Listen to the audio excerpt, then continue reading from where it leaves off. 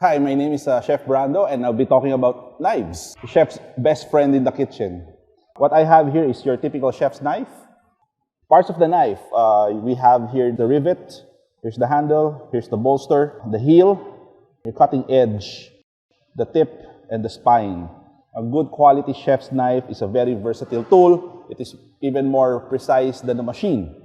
Gripping a knife or handling a knife is very personal, similar to your own penmanship.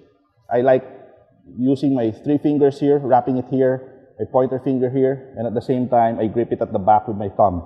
This allows me to kind of choke the knife, and it gives me more control, and at the same time, makes my cutting more efficient. Then again, you want to invest in a very good knife so that it will be able to serve you for a long time and be able to pass it on through the generations.